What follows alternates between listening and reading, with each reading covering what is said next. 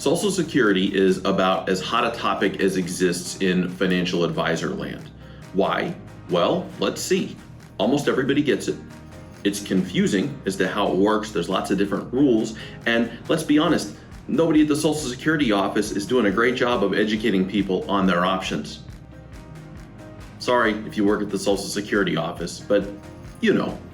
So where do we start?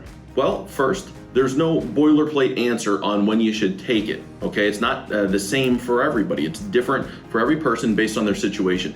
What I'm gonna do today in the video is give you a couple of things to consider for your own circumstance to decide when the right time to select Social Security would be. So you can start drawing Social Security early at age 62. It almost never makes sense to draw Social Security early if you have earned income.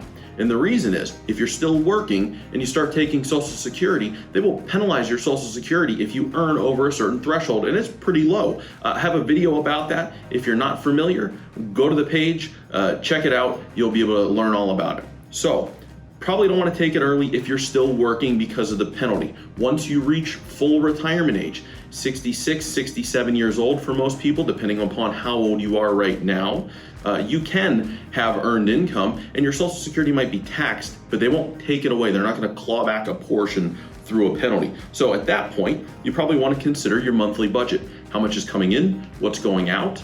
Do you have a plan to retire at a certain point in the future? Or if you are retired, would that benefit be helpful to start to draw at this point? If that's the case, might be time to turn on the Social Security check. Now, you don't have to take it at full retirement age. For what it's worth, you can let it continue to defer and it will grow all the way up until age 70. So what's the next consideration?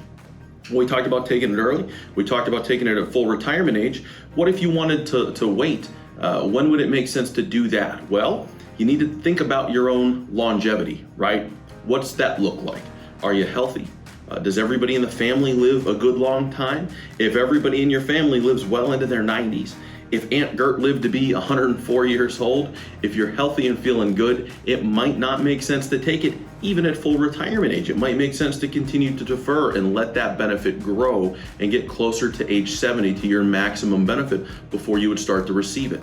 The flip side of that is if longevity is not great in your family, if maybe you've had some health concerns, if you're not convinced that you're gonna live well into your 90s, it might make sense to take the check earlier and start to receive the benefit even if it will be a little bit smaller. After longevity, now you need to consider your spouse. How does that work? Well, there's a spousal death benefit. And so specifically, if one check is much larger than the other, if that person, let's say your benefit is going to be much greater than your spouse, if you draw earlier, so you're getting a lower benefit than either your full retirement age or deferring all the way to age 70, you're locking in a lower benefit, not just for your lifetime, but also for your spouse, because that's going to carry over should you pass away first, as opposed to letting it continue to defer so that there's a larger benefit, not just for you, but also for your spouse should you pass away first. So that's another consideration, is your spouse. Last thing to look at is the math. It's numbers, right? What happens if I take it early? What happens if I wait? What happens if I wait all the way to age 70? There's gonna be a break-even point for all of those, meaning if you take a smaller check sooner versus taking a larger check later, how many larger, later checks do you need to get to make up for the fact that you didn't receive it for a period of time? There's gonna be a break-even point for everyone. There's lots of Social Security calculators out there that will help you go through that exercise, and then you can make an educated decision. You won't know if you've made the right decision for many, many years because we don't know how long we're gonna stick around. You gotta stick around and collect those checks to see if it's gonna make sense for you. But you can look at all of the options, think about some of the things that we've discussed in this video, and make an educated decision in the least. So, if you have questions about this, if you're not sure how it works, drop me a line. I'd be happy to walk you through it. Otherwise, I hope you enjoyed the video. As always, I hope you learned something, and I'll see you soon.